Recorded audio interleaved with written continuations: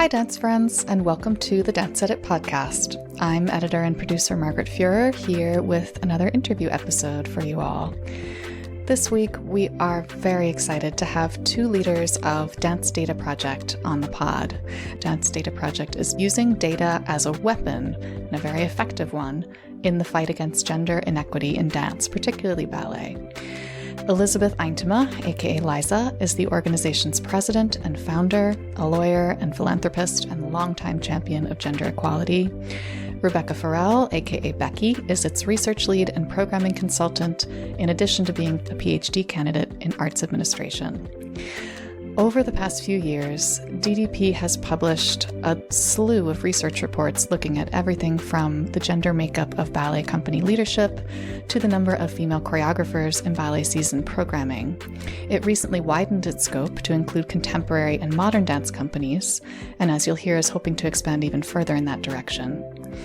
In addition to documenting the severity of gender inequity with all of this data, DDP also offers resources and programs to help women and advocates in the field. This is a tiny organization that is making a significant impact in the dance world thanks to the tenacity and resourcefulness of its team, with Liza and Becky leading the way.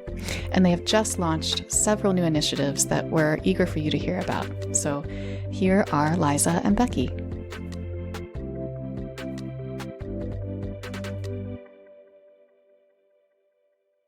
Liza, Becky, hi. Thank you so much for coming on the Dance Edit podcast.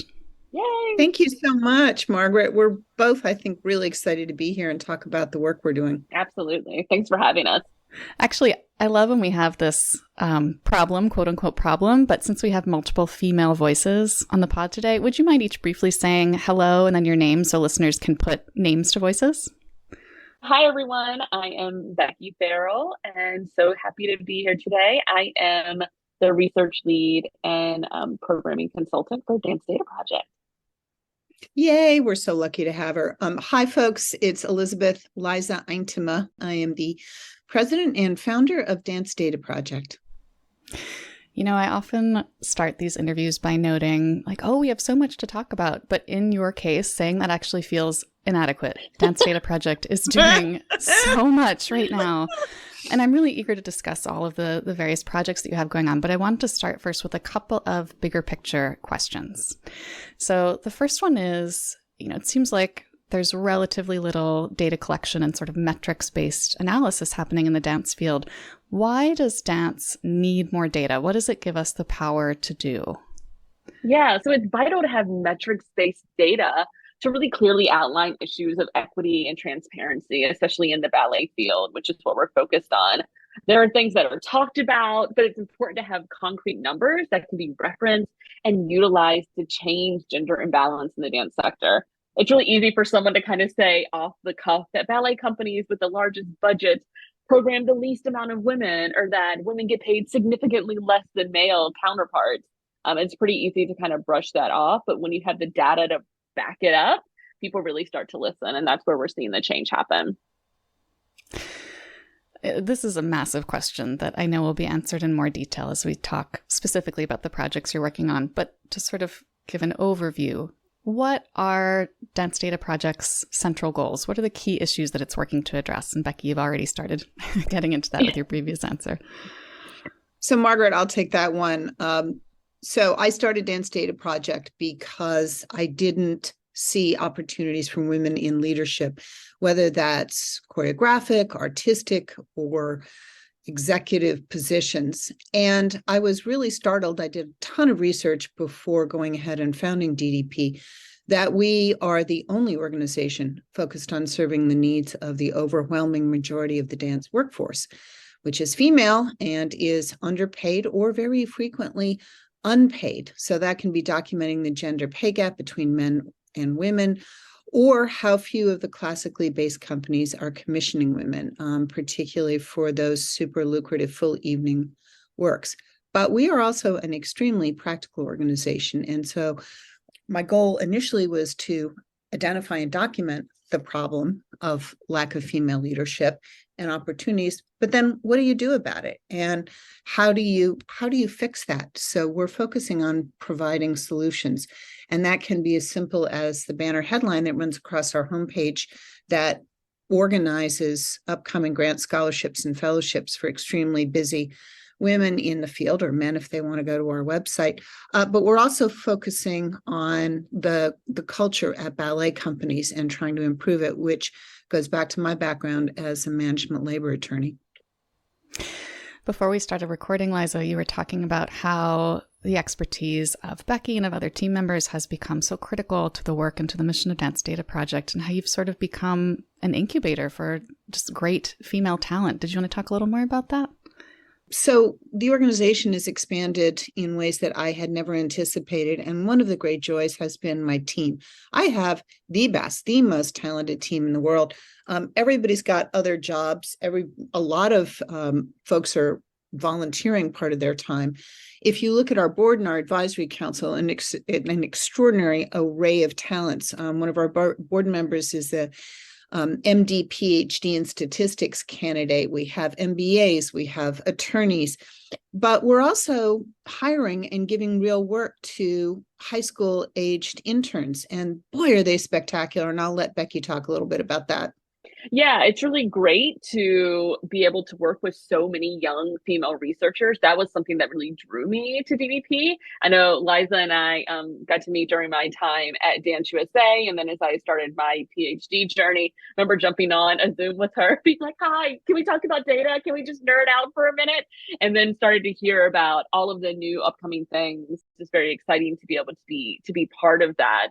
And with that, to be able to train young researchers that are high school or in their first year of college was just incredible, because I didn't have that, right? Like, this is me in my PhD program saying, oh my gosh, how can I help? How can we help each other? And then to be able to kind of shepherd along and help these young researchers, these female researchers, it's incredible. No one else is doing this work. So it's just great to be part of this team. Yeah, and the other thing I want to emphasize is that although we are focused on promoting women and girls, I'm very much aware of the barriers that exist for young women of color to work in STEM and to get opportunities to do significant research. So we are really focused on creating a diverse team, advisory council, and board. And that means age, that means geographic. We don't want everybody from New York. We don't want everybody from an Ivy League. And I guess I would just say, whoo, there's a lot of smart people out there. Well, so let's start talking now about some of these specific programs and projects that you're working on. And I wanted to begin with your Gender Equity Index, which you announced a few weeks ago, because it sounds like a potentially just game-changing development for the field. So for those who might not yet have heard about it, or who might not know about the idea of a Gender Equity Index more broadly, can you talk a little about how it will work and what you're hoping it will accomplish? I love it. I love the Gender Equity Index. This is another thing when Liza and I were talking early on. I was like, ooh, yes, please, let me be part of this. So this is really the first time this tool concept has ever been applied to the performing arts. So Liza, myself, and the research team really spent a great deal of time studying gender equity indices from Bloomberg, United Nations, McKinsey, and others. And we really wanted to put the issue of gender equity in terms that the general public would understand. So something that's really digestible. So for us, we're taking an additive approach. So companies will gain points for every area in which they are working towards equity. So some of these categories include publishing their most recent tax returns, publicly disclosing pay ranges, publication and training codes of conduct, where those on their website, who gets those, as well as what are the reporting mechanisms for sexual assault, harassment, bullying, and how many works are choreographed by specific genders, and which of those genders have roles in executive and artistic leadership. So how it's broken down is commissions is 55%, leadership is 25%, and then the survey on practices and protocols is 20%.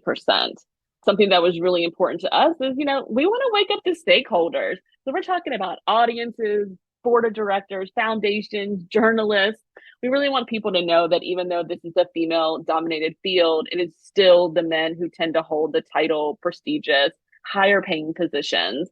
And they received the most like lucrative, high profile artistic commissions. And really, additionally, with all the repeated ongoing scandals involving sexual harassment and assault in the field, we wanted to be really laser focused on individual companies creating a safe, respectful environment for all of those who walk through the door. So multi-pronged. I would just add that there tends to be this sort of, it's always been this way, particularly in ballet. It's always been this way. Nothing's ever going to change. You just got to put up with it. And I think both Becky and I and all the members of our team are essentially super optimistic people that are interested in practical solutions. And I know from my work in the legal arena, you can make changes with protocols and procedures, just like election law is important and, certifying results. Similarly, you can change culture if the correct procedures and protocols are in place. And you don't have to be a massive company. You don't have to have a budget of over 30 million to put those guardrails in place. Mm-hmm. Yeah, and you can make real change by creating and offering the resources that people need to reach the positions of power that you are hoping these female and minority candidates ultimately will, which is leading into the next question, the next initiative, you're raising the bar curriculum. A training program designed to increase the number of female and minority candidates for leadership positions in the arts. What does that involve? Why is it so crucial? And how does it tie into your data-driven work?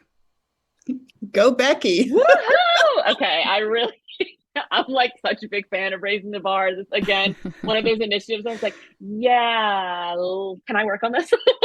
So for me, when I was thinking about this and when Liza and I were really talking about this, it's really crucial because having the tools to negotiate contracts, or if you want to start a 501c3 company, getting comfortable with budgets, programming a successful season, these are skills that are directly tied to dance leadership and help women apply for executive and artistic positions that they may not have felt confident to go for in the past.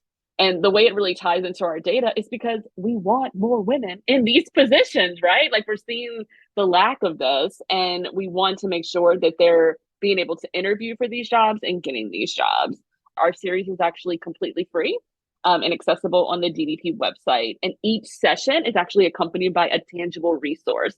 So viewers can rewatch each episode, and then utilize the assets to really compile a robust toolkit to help build their careers. So no paywalls, no barriers in that way, which was vital for us.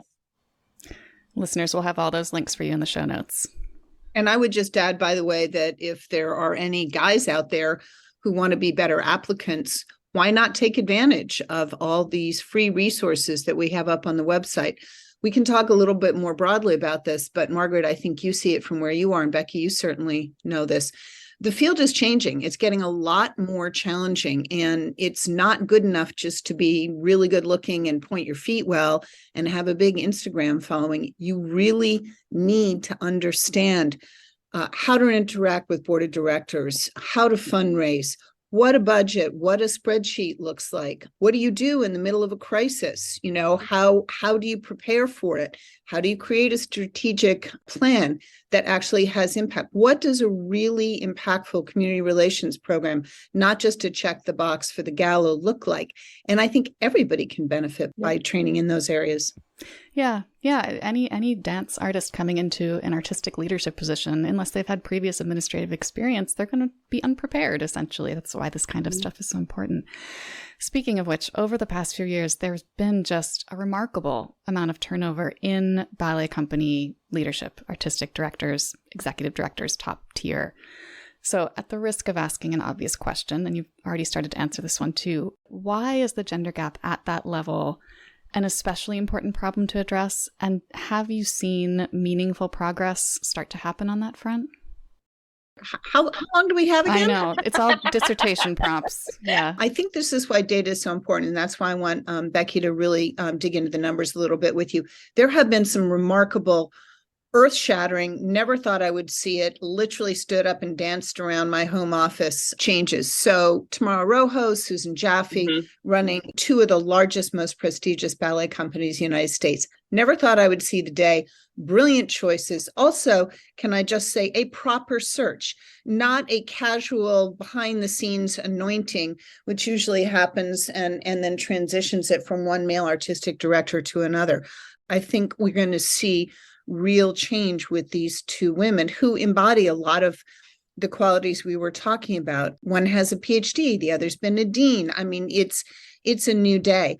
On the other hand, and I really want Becky to jump in here, those brilliant headlines and sometimes companies, I would call it performative hygiene, and I've stolen that phrase, with regard to female choreographers, particularly women of color, can really hide the dismal numbers overall. And it's important that we recognize those and not get too excited. Although it is important about the changes at the top, we still continue to see that it's the smaller companies. Christine Cox at Ballet X comes to mind immediately, who are programming women, bringing new voices to the table. I will say, though, I am encouraged seeing, for example, the Joffrey and ABT collaborate together. The Joffrey, again, recommissioning women, Sarasota Ballet, recommissioning Gemma Bond, because what we've seen in the past is one and done. What we're not seeing, and I really think we need to be aware of and talk about, is women are not getting the full evening world premiere commissions. And in the next season, we're seeing sort of a retreat to safety. And I'll let Becky talk a little bit more about that. Yeah, I know that, Margaret, while we were, getting ready for this, thinking about how bad is gender equity in the dance industry, it's pretty horrendous. So looking at 2022, in the largest 50 companies, women made up 30% of artistic directors, while men made up 70%. And then if you get more granular and look at the largest 10, those percentages change from 20% and 80%. So only 2 female artistic directors, which Liza just highlighted. And then when you start thinking about pay equity, what male ADs are paid versus women, in the largest 50 US ballet companies in FY 2020, women earned 63 cents for every dollar earned by a man as an artistic director. And just for a little bit of comparison, because this was really interesting to me and the research team, in FY 2019, women earned 73 cents on the dollar. So women are actually earning less than before, which was a staggering trend. And then Season Overview, which is a report that we just released, among the largest 150 ballet and classically influenced companies, 29% of the works were choreographed by women in 21-22 performances, and only 12% of the works comprised of an evening length, mixed bill, or full length by women. So we just continue to drop also. So for me, the thing is companies just can't really check the box like, oh, we hired a female. Yay, we did it. They choreographed a 10-minute piece. It's not sustainable for these female artists. And we're also seeing that the smaller companies, those are the ones that are being led by females. They're commissioning females consistently. They're putting all that support into the female dance workforce, which is what we want to see. But why are the largest 50 that have all of these resources with all the not money, not doing that? So that's where the frustration comes when we look at the numbers. We check things like 50 times, really and truly. We verify and verify and verify, and we're always it is a sad moment. So when we do see these great things, like Liza said, like, yes, we have 2 very strong female artistic directors. We want more. It can't just be 20%. It can't just be 20%. Yeah, and I'm gonna expand this out a little bit because I'm on several other boards, and so from my donor sort of interest in the arts perspective, Jennifer Homans famously said, ballet is stuck, and it really seems to be the case. There is what appears to be, particularly in coming out of the pandemic, a race to safety, which I actually think is incredibly self-destructive for the art form. Somebody actually said, which I couldn't believe in a press release, we want to see real ballet. And real ballet apparently means all white, all male. But because companies don't want to spend money on big new productions because they're very expensive, it appears what's happening is they're going back to their existing repertoire. And when your existing repertoire is overwhelmingly white and male, we're seeing, I like Balanchine as much as the next person, but there's got to be something else out there. It's very like Hollywood. We need a franchise, right? So the version of, the Avengers, like for the Iron Man is let's do a Ratmansky, let's do a Peck, let's do a Christopher Wheeldon, because that's less risky. But if things don't change, we're going to start seeing the end of the summer intensive and the beginning of the Nutcracker, which is going to run through March. I mean, there's got to be something interesting out there that will bring audiences back, because they're not coming back right now. And what do you think is the why behind why smaller companies are doing so much better on this front? That's a complicated question, but it is indeed. And I have to be cautious here because DDP stays in our lane. We are the what, not the why. But everybody's nervous. And I do think that this sort of drive to safety is eventually going to be almost suicidal for the art form. You look at something like Ballet X or some of the other smaller companies that women are running, and you're seeing new voices being brought in. You're seeing exciting work being done. And some of the bigger companies go in and sort of cherry pick from that. But my issue about ballet overall is that everybody waits for permission to sort of, okay, this person is the person. That does not leave a lot of room for other women, other voices, etc. I think it's tricky to try to say that it's just this one thing. I think that there are multiple issues that continue to happen in the field, and that people are so worried about revenue streams right now coming out of the pandemic and thinking of things like Serenade as like the safety net, right? That's kind of one of my catchphrases. But I think that there does need to be a change. I think there needs to be some bold moves here. I mean, we're a field based on creativity, and we want to see that come back. And I think that there are plenty of very incredible female emerging choreographers that need to be commissioned at this point and kind of lead that path.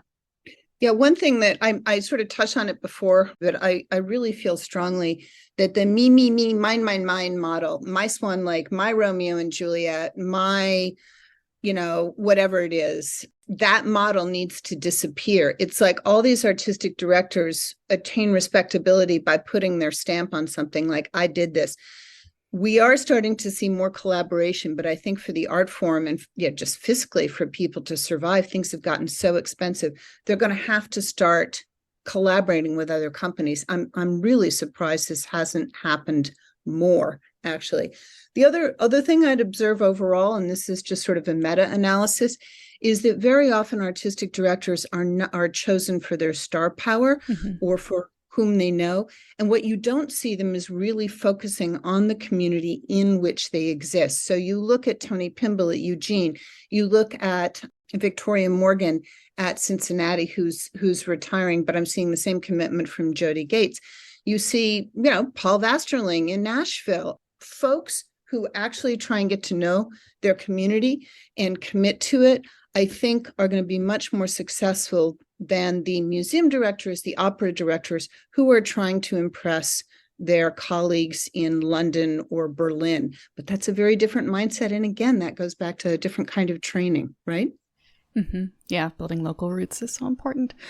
All right, I'm going to change tacks a little bit to get into another one of your initiatives, the interview series that you have called Moving Forces, Motherhood and Dance, which I know another Becky's projects here. Navigating motherhood, challenging for women in all kinds of workplaces, but mothers in dance face just impossible obstacles. Yeah. So, Becky, who are you talking to? What questions and issues are you hoping to address? Yeah. So first I had to think about it from this perspective, right? I'm a dancer, I'm a dance researcher, I'm an academic, I'm a curator. So something for me, I always try to look at that perspective of how can I provide visibility to artists, but while really carefully considering like the conditions of the world that they're creating in. And one thing that I've noticed in the past year was an increased call for lactation room availability, family leave, childcare provided during rehearsals, performances, and even residency programs for families, which have been really incredible to see. So I really wanted to chat with mothers in the field to hear their perspectives and like a really candid reality of what it's like to be a mother in dance. And what are some of the recommendations they might have for us for a more inclusive workplace? So I'm talking to choreographers, artistic directors, academics, dancers, those in the commercial dance space, also in concerts. So we're thinking ballet dancers and also contemporary dancers, and even some former Broadway dancers. So getting a fuller scope of the dance field. the outpouring of support for this program has actually been really overwhelming in such a great, incredible way. And for me, it just solidified the fact that we need massive change to support working mothers in the dance industry because the structures are not there. Amen. And I think people forget what an anomaly and how retrograde the United States is for not having a national family leave, elder care policy, because it's not just kids, it's, parental care, family care, et cetera. But the United States is really out there by itself in terms of the developed world, but even the developing world. And I think we forget that, right? That the safety net is zero. It's you're on your own. And this is not a political issue, by the way, because I've heard folks on the left, the right, people throughout ballet world sort of say, well, you did it, you own it, right? What have been some especially illuminating things that you've taken away from those conversations? That the system is not set up for mothers. I mean, just very candid, like very blunt. I knew that going in, but to hear it after interview, after interview, after interview. I mean, I have another one today. I have another one next week. And the system is not set up for it.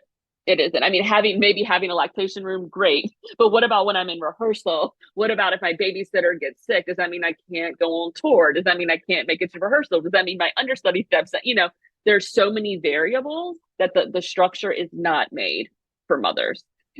I also want to throw in from sort of the employer business side, it puts companies in a really rough position when it's all on them to figure things out.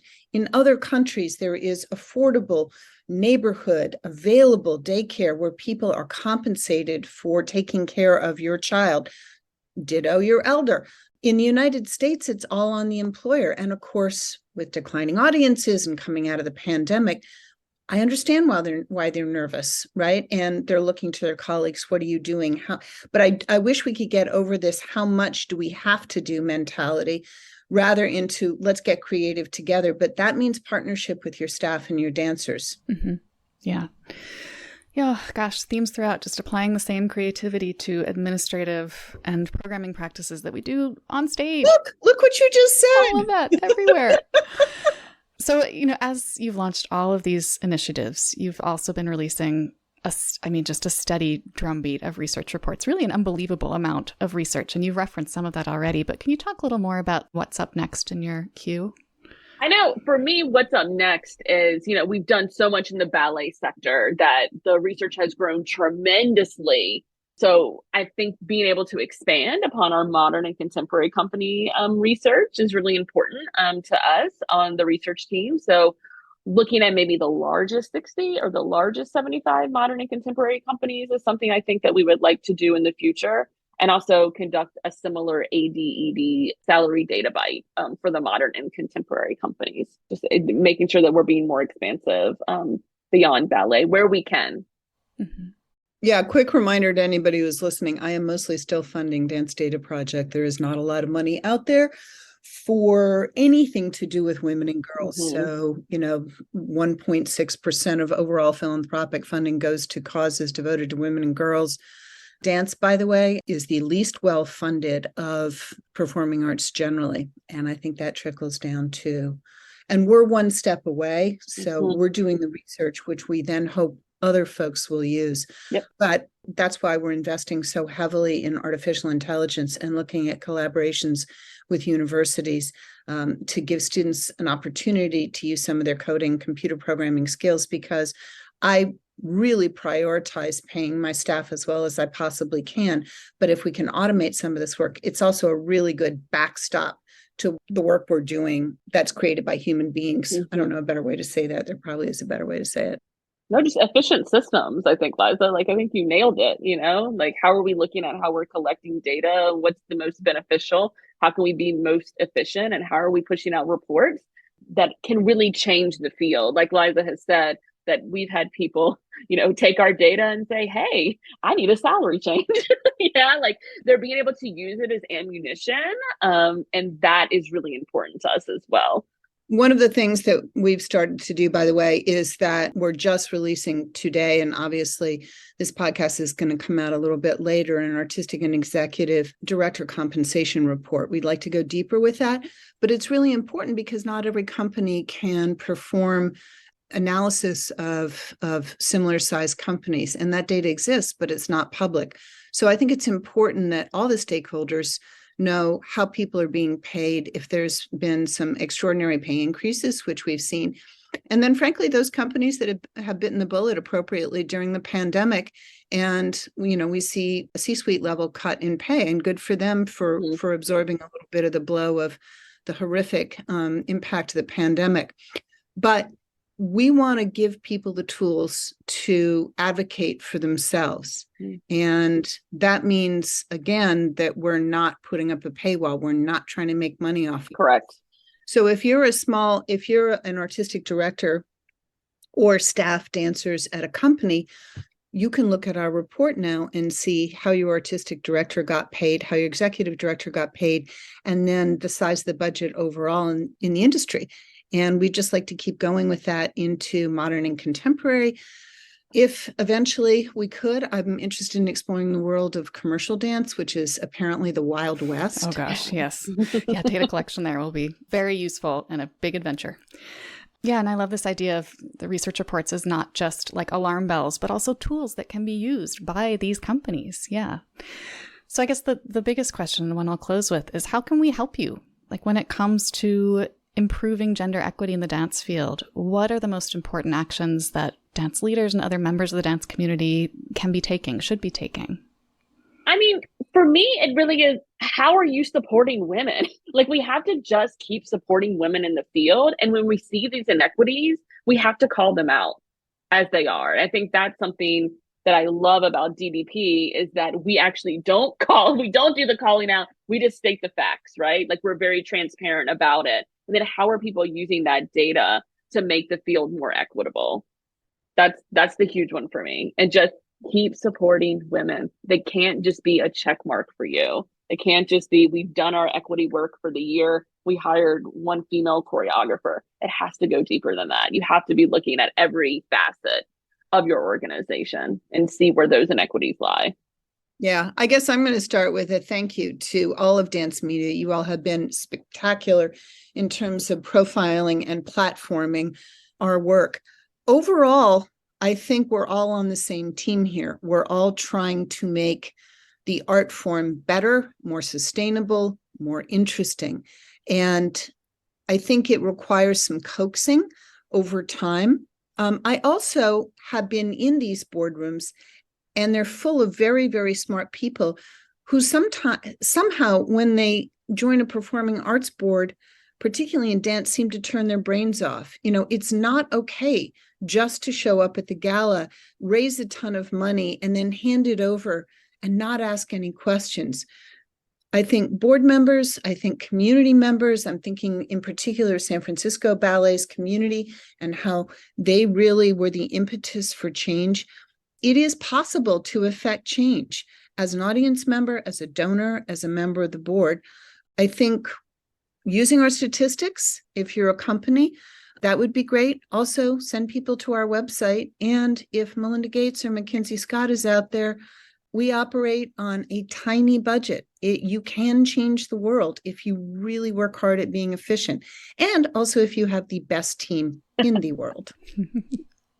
Liza and Becky, thank you both so much for coming on and for all of this just incredibly important work that you're doing with Dance Data Project. We sincerely appreciate it. Thanks, Margaret. This is great. Thanks so much.